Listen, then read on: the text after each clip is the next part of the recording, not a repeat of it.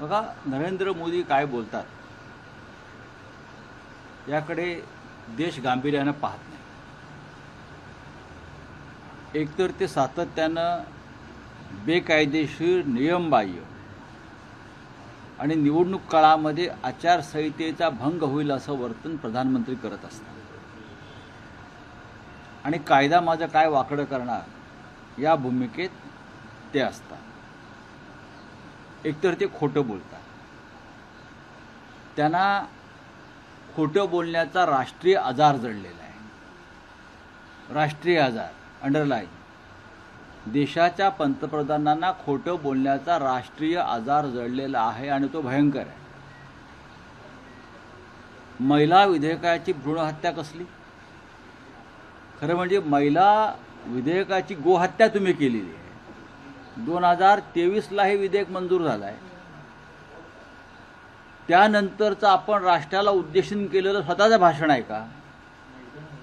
की तुम्ही ज्या अत्यानंदानं देशाच्या महिलांना शुभेच्छा वगैरे दिल्यात, या राज्याचे मुख्यमंत्री देवेंद्र फडणवीस यांचं सप्टेंबर 23 मधलं तुम्ही निवेदन आहे का? ट्विट पहा.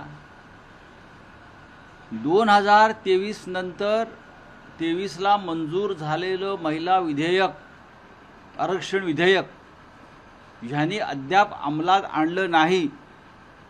याबद्दल नरेंद्र मोदींनी संपूर्ण देशाची माफी मागायला पाहिजे. संपूर्ण देशाची. हे मगरीचे अश्रू ढाळणं बंद करा. लोक आता फसणार नाहीत. राष्ट्राला संबोधन काय असं संकट राष्ट्रावरती आलंय? काल एक डिलिमिटेशन बिल तुमच्या मनमर्जीनुसार जे आणत होता त्याचा पराभव झाला. हे राष्ट्रावर संकट नाही, फार तर भारतीय जनता पक्षावर संकट आहे. आणि भारतीय पक्षावरच्या संकटासाठी राष्ट्राला संबोधन करणं हा मूर्खपणा आहे. भारतीय जनता पक्षाच्या पराभवासाठी राष्ट्रीय देशाच्या प्रसारमाध्यमांचा निवडणूक काळामध्ये गैरवापर करणं हा एक फार मोठा अपराध आहे.